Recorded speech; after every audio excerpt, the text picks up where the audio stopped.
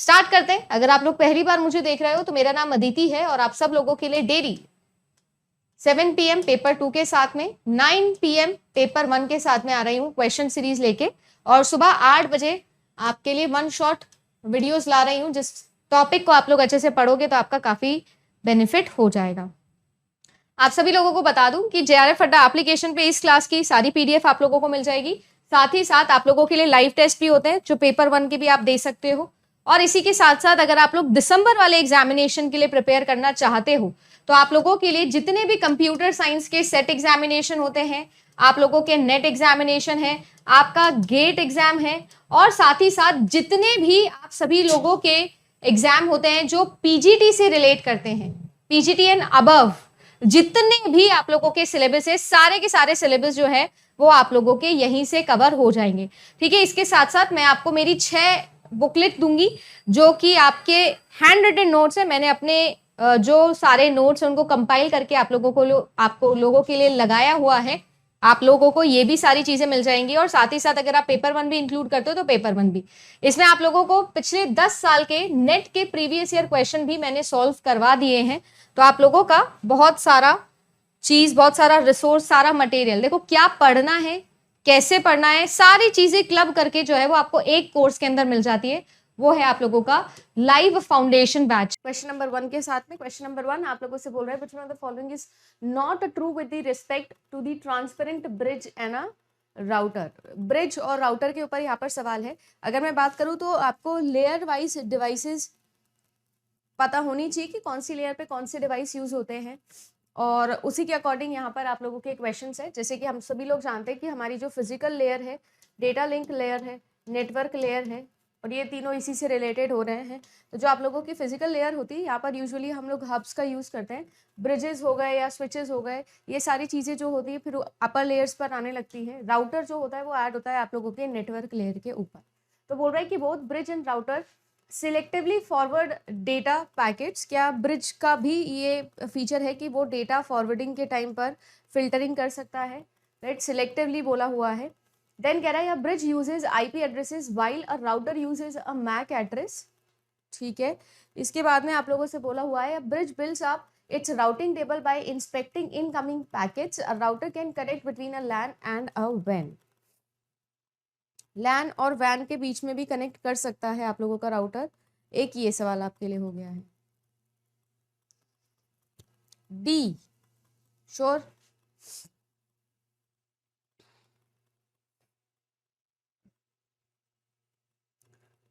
देखो सबसे पहली बात तो अगर हम लोग बोले तो ब्रिज और राउटर के ऊपर बात की जा रही है, इनमें से आपको नॉट ट्रू बताना है। एक तो ट्रांसपेरेंट ब्रिज के ऊपर यहाँ पर बात की जा रही है, ठीक है। 2 या 2 से ज़्यादा नेटवर्क्स को आपस में कनेक्ट करने के लिए हम लोग यूज़ कर सकते हैं आपके ब्रिजेस को, और यहाँ पर ये बात सही है, दोनों सिलेक्टिवली काम कर सकते हैं। तो A और C तो ठीक हो जाएगा। राउटर जो होता है वो भी LAN और WAN के बीच में कनेक्ट कर सकता है, ये बात भी सही है। अगर बात करी जाए तो जो आप लोगों के ब्रिजेस होते हैं वो आपके मैक एड्रेस को यूज करते हैं, वेयरएज जो आपका राउटर होता है वो आप लोगों का IP एड्रेस को यूज करता है। तो सिंपल सा क्वेश्चन है, करेक्ट आंसर इसका हो जाएगा ऑप्शन नंबर B। आपको नॉट ट्रू बताना था, है ना।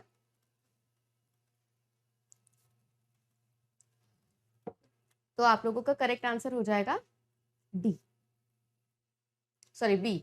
नेक्स्ट क्वेश्चन देखिए।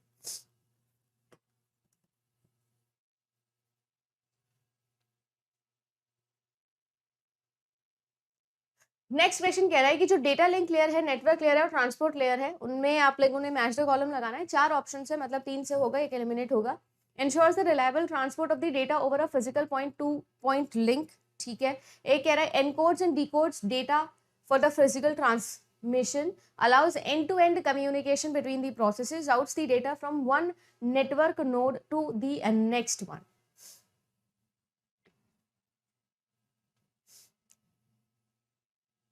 क्या एक ही ऑप्शन से हो जाएगा ये क्वेश्चन? इतना डिफिकल्ट तो है नहीं, एक ही से हो जाएगा। एंड टू एंड कनेक्टिविटी की बात हो रही है, और एंड टू एंड कनेक्टिविटी सिर्फ और सिर्फ आपका ट्रांसपोर्ट लेयर करता है। आर का होना चाहिए था 3, इसीलिए करेक्ट आंसर वैसे भी ऑप्शन नंबर A आपका हो जाएगा, क्योंकि बाकी सब में आर का 1 या 2 है। तो वैसे तो आंसर निकल गया, बट जैसे कि देख सकते हो आप लोग, रिलायबल ट्रांसपोर्ट, अगर फिजिकल पॉइंट टू पॉइंट की बात की जाए तो पॉइंट टू पॉइंट कम्युनिकेशन के लिए डेटा लिंक लेयर काम करती है, और जो नेटवर्क लेयर होती है वो आप लोगों के वन नेटवर्क नोड से दूसरे नेटवर्क नोड पर डेटा को राउट करने का काम या रूट सेट करने का काम करती है। नेक्स्ट देखिए, which one of the following assertion is false about the internet protocol. ठीक है, फॉल्स बताना है। It is possible for a computer to have a multiple IP address. Yes, it is possible. IP packets from the same source to the same destination can take different routes in a network. Yes, definitely it can. IP ensures that the packet is discarded if it is unable to reach its destination within a given number of hops. Yes, time to live इसीलिए होता है. Then the packet source cannot set the route of an outgoing packet. The route is determined only by the routing tables in the routers on the way. No, this is also wrong. कोई मुझे ये बता सकता है क्या कि अगर हम सभी लोगों को पैकेट के ऊपर ही ये चीज़ सेट करनी है कि आगे का जो राउटर है वो चेंजेस नहीं कर सकता है, तो हमारे पास में एक स्पेशल बिट होता है जो हम लोगों को चेंज करना होता है या जो हम लोगों को सेट करना होता है। कोई मुझे उसका नाम बता सकता है कि आईपी हेडर के अंदर हमारे पास में एक स्पेशल सेल होता है। फ्रेगमेंटेशन के अंदर हम लोगों ने पढ़ा है डू नॉट फ्रेगमेंट वाला पोर्शन। ठीक है, डू नॉट फ्रेगमेंट से हम लोग फ्रेगमेंटेशन को भी रोक सकते हैं। साथ ही साथ ऑब्वियसली बात है क्योंकि आपका एक पैकेट है, रूट सेट है, तो ऑलरेडी उसे फॉलो किया जाएगा। बट ये क्या कर सकता है, पैकेट खुद से कर सकता है, सोर्स खुद से कर सकता है ये चीज़। इस चीज़ में ज़रूरी नहीं कि हर बार राउटिंग टेबल का ही हम लोगों ने काम करना है। यहीं पर हमारा अगर सर्किट स्विचिंग वाला कॉन्सेप्ट हो जाए, पैकेट स्विचिंग वाला कॉन्सेप्ट हो जाए या वर्चुअल सर्किट्स वाला कॉन्सेप्ट आप लोगों ने देखा हो, तो टाइप्स ऑफ स्विचिंग के ऊपर भी डिपेंड करता है ना कि कौन से टाइप की स्विचिंग आप लोगों ने यूज़ करी हुई है। तो यहाँ पर आपको फॉल्स बताना था, तो यहाँ पर डी फॉल्स है, बाकी सारी बातें बिल्कुल ठीक लिखी है।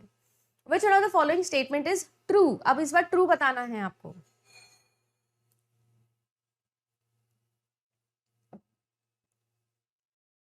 चलो, कह रहा है TCP handles both congestion and flow control. Yes, it can handle it. UDP handles congestion but not the flow control. अच्छा, यूडीपी की अगर हम लोग बात करें तो आप लोगों के लिए यूडीपी फ्लो कंट्रोल नहीं हैंडल करता है क्या? बिल्कुल कर सकता है। ये तो गलत बात लिखी हुई है। गलत बात लिखी है क्या ये? नहीं मैम, गलत बात नहीं लिखी है। गलत इसलिए किया है क्योंकि कंजेशन भी तो हैंडल नहीं कर सकता। यूडीपी कुछ भी हैंडल नहीं करता है, कोई भी चीज हैंडल नहीं कर सकता। एक तरीके की डेटाग्राम सर्विस है, फ्री सर्विस है, तो ये कुछ भी हैंडल नहीं करता है। फ्लो तो नहीं करता है, कंजेशन भी नहीं करता है, इसलिए ऑप्शन नंबर 2 गलत है।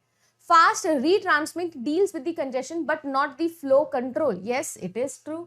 सही बात है। वैसे भी कंजेशन कंट्रोल के लिए ही हम लोग फास्ट रीट्रांसमिट यूज करते हैं।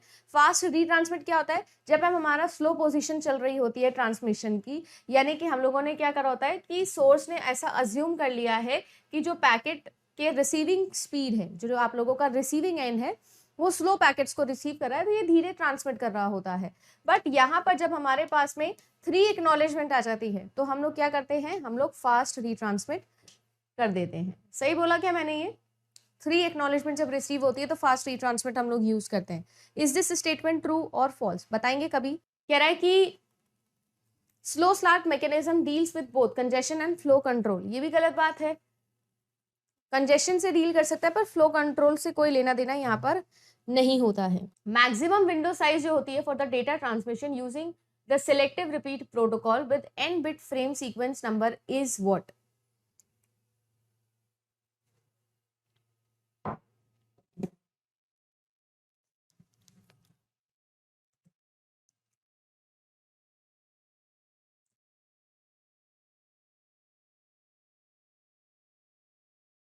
नेटवर्क लेयर पे काम करता है।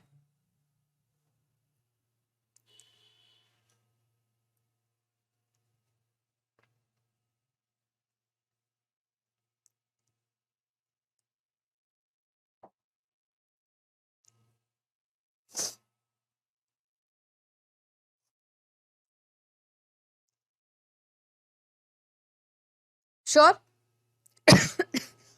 चलिए देखो, ये कह रहा है मैक्सिमम विंडो साइज आपको बतानी है डेटा ट्रांसमिशन की सिलेक्टिव रिपीट में।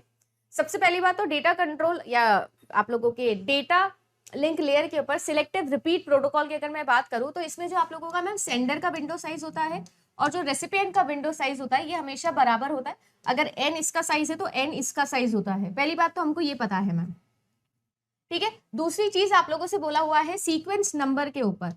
जो सीक्वेंस नंबर होता है वो क्या होता है मैम? सेंडर की विंडो साइज प्लस रेसिपिएंट की विंडो साइज, इसके बराबर आप लोगों का सीक्वेंस नंबर आता है, ये चीज भी हम लोगों को पता है। ये दो बेस चीजें हैं, अगर आपको ये पता है सिलेक्टिव रिपीट के बारे में या सीक्वेंस नंबर कैसे निकालते हैं उसके बारे में, तो हमको पता है। अब n बिट्स हैं आप लोगों के पास में अगर, तो आप देख सकते हो कि 2 की पावर n जो है वो आप लोगों की साइज हो जाएगी, फ्रेम साइज, ठीक है ना। मतलब आपके पास टोटल नंबर ऑफ सीक्वेंस कितने पॉसिबल है, सीक्वेंस नंबर्स मैम 2 की पावर n। बट अब ये जो 2 की पावर n है आप सब जानते हैं ये दोनों के लिए है, ये आपके सेंडर के लिए भी और रिसीवर के लिए भी। अब यहाँ पर जो सेंडर और रिसीवर की मैं बात कर रही हूँ, दोनों की विंडो साइज सेम है, तो आप इसको क्या कर सकते हो, डिवाइडेड बाय 2 कर सकते हो। जब आप इसे डिवाइडेड बाय 2 करोगे तो ये कितना हो जाएगा, ये हो जाएगा 2 की पावर n माइनस 1। तो वही चीज आप लोगों को बतानी है कि 2 की पावर n माइनस 1, ठीक है।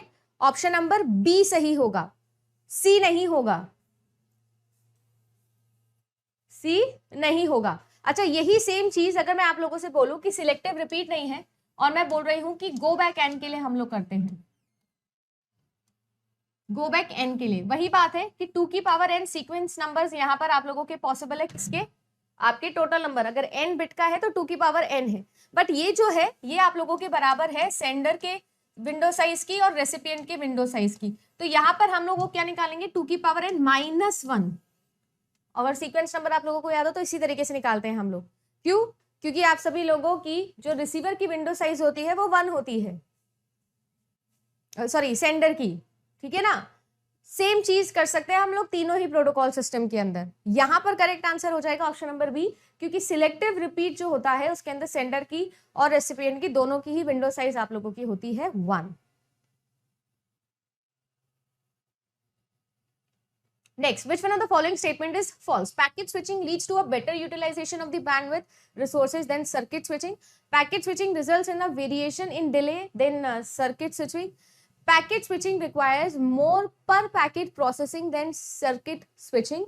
Packet switching can lead to reordering unlike circuit switching. मतलब in order out of order की बात हो रही है यहाँ पर।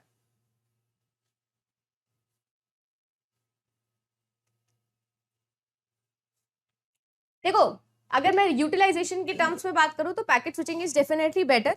पैकेट स्विचिंग के अंदर हम क्या करते हैं, पहले से सारे के सारे रिसोर्सेज को ब्लॉक करके चल रहे हैं, सही बात है क्या। और सर्किट स्विचिंग के अंदर हम नहीं कर रहे हैं ऐसा, ये ट्रू है क्या। अगर मैं बोलूं कि मैं पहले से सभी के सभी रिसोर्सेज को इन द वे रिजर्व कर लूं पहले से और एक फिक्स्ड पाथ को हम लोग फॉलो करें, तो वो हमारा पैकेट स्विचिंग होता है। और सर्किट स्विचिंग जो होता है वो एक तरीके की डेटा काम सर्विस की जैसे काम करता है, मैं वो आप लोगों के लिए क्या नहीं होता है, पहले से फिक्स नहीं होता है। पहले तो मुझे ये बताओ कि ये स्टेटमेंट जो मैंने बोला है वो सही बोला है क्या।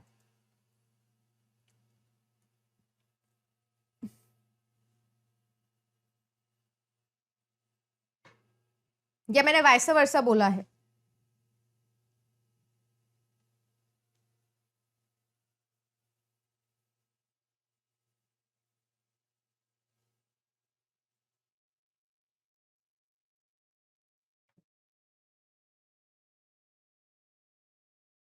सही बोला है कि मैंने ये चीज,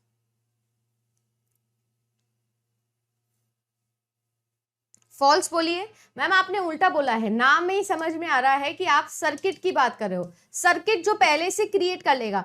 ऑन द वे आपने कौन कौन से पाथ को फॉलो करना है बिटवीन आप लोगों का सोर्स एंड डेस्टिनेशन, ये चीज पहले से डिसाइड किसमें होती है, सर्किट स्विचिंग के अंदर। सारा रिजर्वेशन कौन कर लेता है, सर्किट स्विचिंग में। सारा सर्किट बनाकर ही कम्युनिकेशन स्टार्ट होता है एक डेडिकेटेड लिंक के साथ में। वेयरएज जो आप लोगों का पैकेट स्विचिंग है वो एक तरीके से यूडीपी सर्विस के जैसा काम करता है, डेटाग्राम सर्विस है। ऑन द वे जो इसको शॉर्टेस्ट पाथ दिखता है ये उसे फॉलो कर लेता है, थोड़ा सा ग्रीडी अप्रोच है। जो आप लोगों का पैकेट स्विचिंग है, अब इसके अंदर हमने पहले से कोई पाथ फिक्स नहीं किया है। जब पहले से कोई पाथ फिक्स नहीं किया है तो जो डिले होता है वो हमारे लिए यूनिफॉर्म नहीं है। क्यों, हो सकता है कि कंजेशन है तो ज्यादा टाइम लग जाएगा, हो सकता है कि जल्दी भी पहुंच जाए।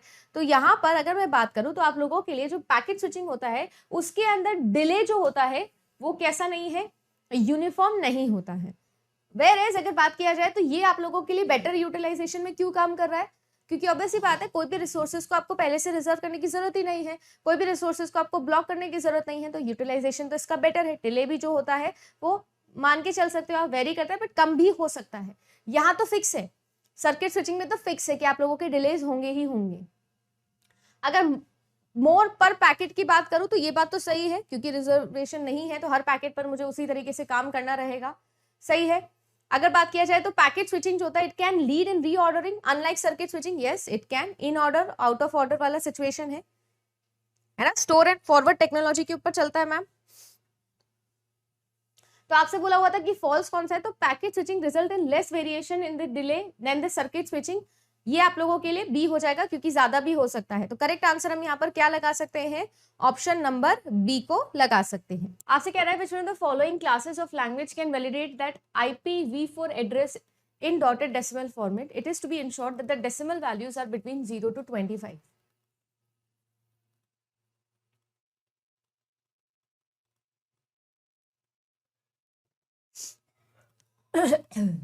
देखो, आपसे पूछा जा रहा है, हम सब लोग जानते हैं कि आप लोगों का जो IPv4 होता है वो सेमी डॉटेड डेसिमल होता है, राइट, मतलब डॉटेड डेसिमल होता है, सेमी क्या लगा रहे हैं, है ना, डॉटेड डेसिमल होता है। तो आपसे यही चीज पूछी जा रही है, इस डॉटेड डेसिमल पूरा जो ट्रांजिशन है, इसे अगर मुझे प्रूव करना है, किसी लैंग्वेज से वैलिडेट करना है, तो वो लैंग्वेज कौन सी हो सकती है, ठीक है। अब IPv4 है, टोटल आपके पास में 32 बिट्स का है, और 2 की पावर 32 बिट्स आप लोगों के पास में टोटल नंबर ऑफ एड्रेस है। कितने भी एड्रेस हो, बहुत ज्यादा है, बट स्टिल हमारे लिए ये क्या है, हमारे लिए फाइनाइट है। अगर हमारे लिए ये चीज फाइनाइट है तो हम क्या कर सकते हैं, हम एक रेगुलर ग्रामर इसके लिए बना सकते हैं, या कुल मिला के मैं बोल रही हूँ कि हम लोग इसके लिए फाइनाइट ऑटोमेटा डिजाइन कर सकते हैं। इनफैक्ट एक DFA हम लोग इसके लिए डिजाइन कर सकते हैं।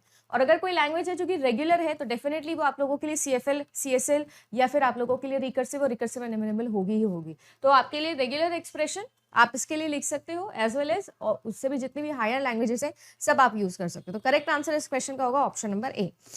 समझे, थोड़ा अलग टाइप का क्वेश्चन है, बट बढ़िया क्वेश्चन लगा, इसीलिए आप लोगों के सामने। नेक्स्ट क्वेश्चन देखो, which layers of the OSI reference model are host to host layers? Host to host कौन सी लेयर्स है जो काम करती है, ये आपको बतानी। इस टाइप के क्वेश्चंस बहुत ज्यादा आते हैं आप लोगों के कंप्यूटर नेटवर्किंग वाले पार्ट से।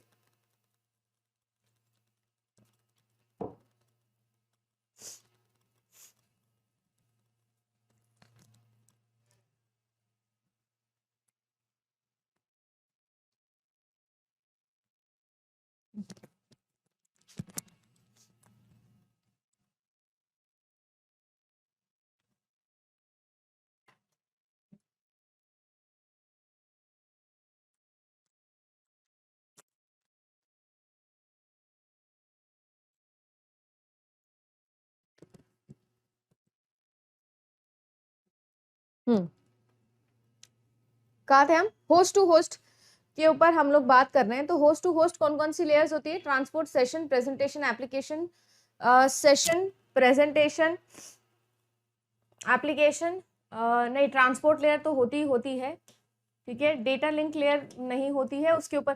करेक्ट आंसर तो ऑप्शन नंबर ए ही निकल जाएगा आप लोगों के लिए। Transport layer, session layer, presentation layer और एप्लीकेशन लेयर, ये सारी की सारी लेयर्स कैसी होती है आप लोगों के लिए, ये सब की सब लेयर्स आपके लिए होस्ट टू होस्ट लेयर्स होती है, ठीक है ना। और जो आप लोगों की नीचे लेयर्स होती हैं वो कौन सी होती है, वो हार्डवेयर लेयर्स होती है, मीडिया लेयर होती है, ठीक है, ऊपर वाली लेयर्स और नीचे वाली लेयर्स।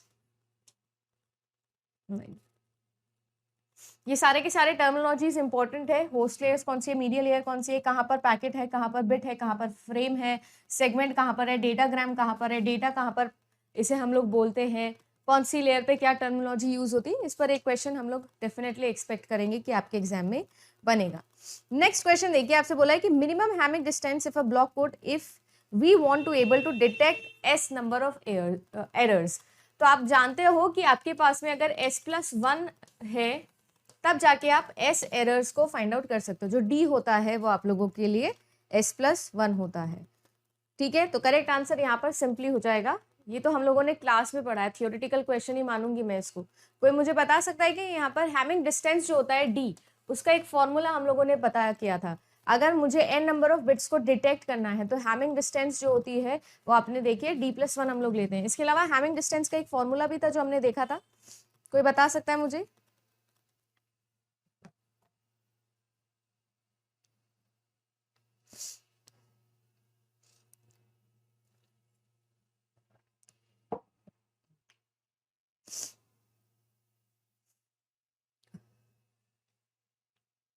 करेक्ट ऑर्डर में बताना है की जनरेशन फॉर RSA एल्गोरिथम, क्या करना होता है, फिर क्या करना होता है, ये पूछा जा रहा है। Choose an integer E such that 1 और लैम्डा के बीच में हो वो, ठीक है। फिर आपको की लेंथ निकालनी होती है, पी और क्यू से दो बड़े प्राइम इंटीजर्स आप लोगों ने लिए होते हैं, ठीक है। डी है जो कि आप लोगों का इक्वल होता है 1/e के। चूज करना होता है दो लार्ज नंबर्स को, कंप्यूट करना होता है लैम्डा एन को। बहुत ही इजी है पर अरेंजमेंट वाला सवाल है। देखो सबसे पहले हम लोग करेंगे डी, यानी कि मैम हम सबसे पहले तो दो लार्ज प्राइम नंबर्स को निकालेंगे। दो लार्ज प्राइम नंबर्स निकालने के बाद में हम लोगों ने डी को फाइंड आउट करना है या फिर लैम्डा एन, नहीं तो मैम हम लोगों को लैम्डा एन को फाइंड आउट करना होता है क्या, नहीं एन की लेंथ बनानी होती है, ठीक है। बी आप लोगों के लिए होगा, फिर जब ये बन जाएगी फिर p-1 q-1 करके हम लोग जो है वो इस पर चलेंगे, ठीक है। उसके बाद में हम लोगों को क्या करना रहता है, उसके बाद में हम लोगों को कोई भी एक ई की वैल्यू है जो हमारे पास में आएगी, ठीक है। एंड देन फाइनली हम लोगों को पता है कि जो डी है वो आपके किसके बराबर होगा। तो डी सी नहीं, एक ही ऑप्शन है, वैसे तो चॉइस एलिमिनेट भी कर सकते थे आप लोग, बट करेक्ट आंसर आपका ऑप्शन नंबर 3 हो जाएगा, सी।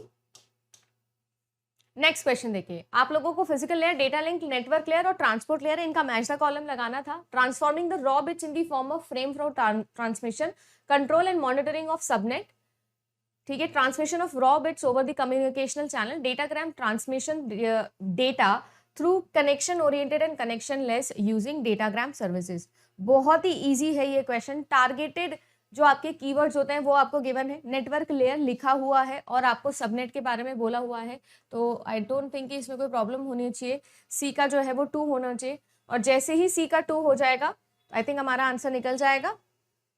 सिर्फ एक ही ऑप्शन से ये क्वेश्चन सॉल्व हो सकता है, सी का 2 सिर्फ एक ही जगह पर है मैम, आंसर आप लोगों का निकल चुका है। इसके अलावा भी देख सकते हो, आप लोगों से बोला है कि रॉ बिट्स को हम फ्रेम की फॉर्म में काम करना चाहते हैं, तो ऑब्वियस सी बात है डेटा लिंक लेयर है जो फ्रेम बनाने का काम करता है।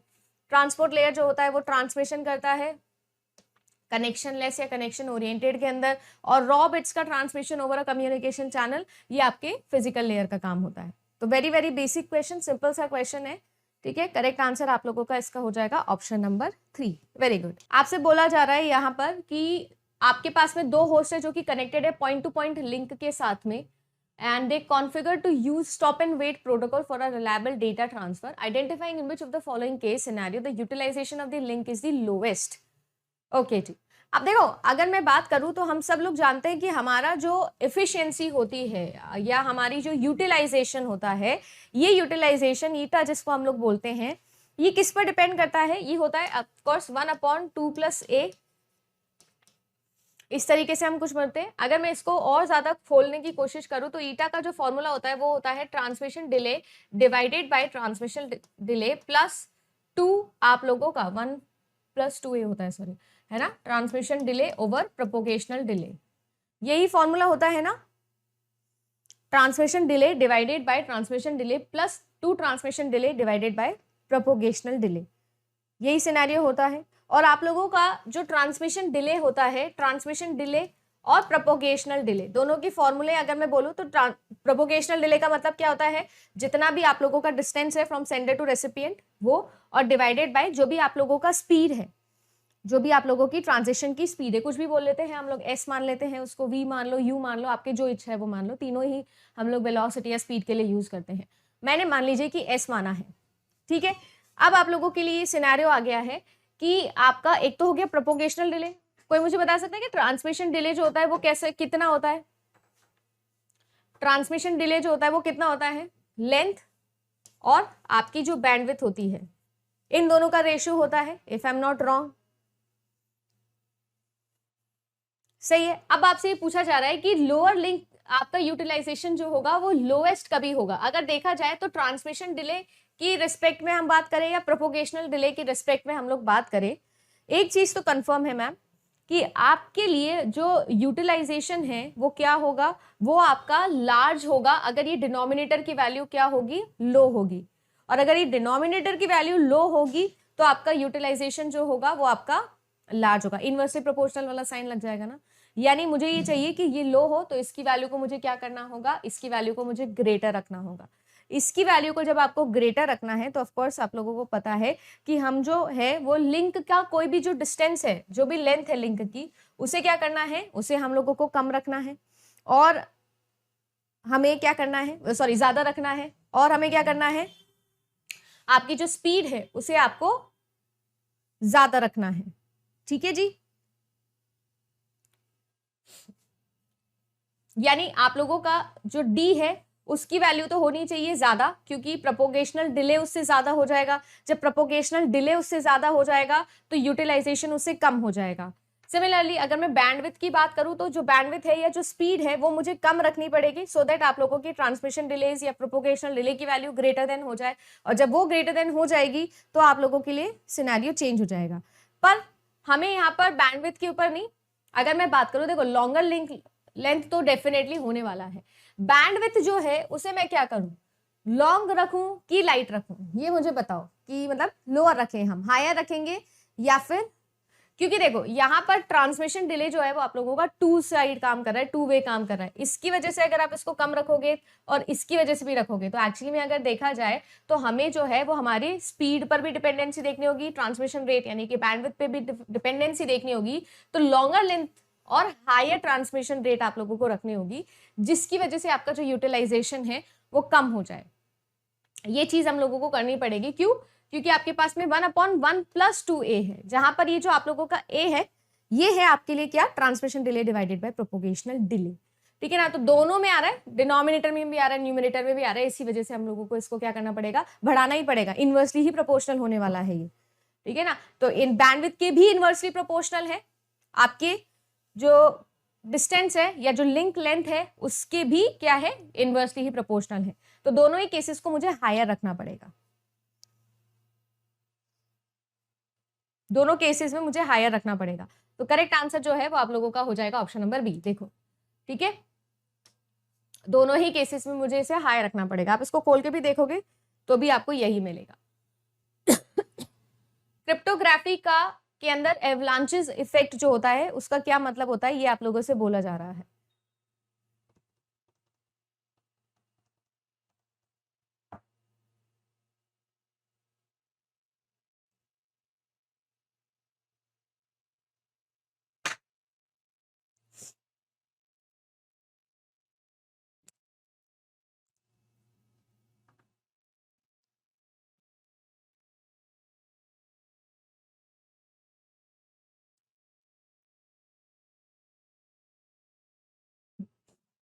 एवलांच इफेक्ट होता क्या है क्रिप्टोग्राफी के अंदर, देखो बेसिकली अगर मैं देखना चाहूँ कि कोई भी आपके पास में एक साइफर टेक्स्ट है और अगर आप ये देखना चाहते हो कि एक प्लेन टेक्स्ट से एक साइफर टेक्स्ट बनने में कितना चेंज किसी एक टेक्स्ट को होना पड़ा है, उस इफेक्ट को अगर हम लोग मेजर करें तो उसको हम लोग एवलांचेस इफेक्ट बोलते हैं। इट्स आई डोंट थिंक हमने पहले डिस्कस किया है ना। बस यही होता है कि आप लोगों का एवलांच इफेक्ट का मतलब ये होता है कि आप लोगों का साइफर टेक्स्ट बनाने के लिए आपने प्लेन टेक्स्ट से कितने ज्यादा चेंजेस उसके अंदर किए हैं, ये एवलांचेस इफेक्ट होता है। अब देखो यहाँ पर आपसे ये बोल रहा है कि क्या होगा, larger changes in the cipher text when the keyword is changed minimally, of course है ना, कि कितना चेंज करने से वो कितना चेंज होता है। Large changes in the cipher text when the plain text is change, दोनों ही बातें यहाँ पर सही है। Large impact of keyword change to the length of the cyber, देखो आपका साइफर टेक्स्ट की लेंथ पर कोई मतलब नहीं है, हम ये बोल रहे हैं कि कोई भी आपका कीवर्ड हो गया, कोई भी आपका प्लेन टेक्स्ट हो गया, उसमें कितना चेंज करने से कितना चेंज आपके साइफर टेक्स्ट में आ जाता है। तो ये जो आप लोगों का मेजर होता है, ये जो आपका क्वांटिफिकेशन होता है, इसको हम लोग एवलांच इफेक्ट बोलते हैं। तो करेक्ट आंसर यहाँ पर हो जाएगा ऑप्शन नंबर ए। ठीक है, अगर आपको नहीं पता था तो प्लीज इसको नोट डाउन कर लीजिएगा, इट्स अ गुड क्वेश्चन। ठीक है, कुछ नया है और मैंने नहीं पढ़ाया है ये आपको, ठीक है, मैंने नहीं पढ़ाया ये आपको, इसीलिए यहाँ पर क्वेश्चन के फॉर्म में बता दे रही हूँ एवलांच इफेक्ट क्या होता है।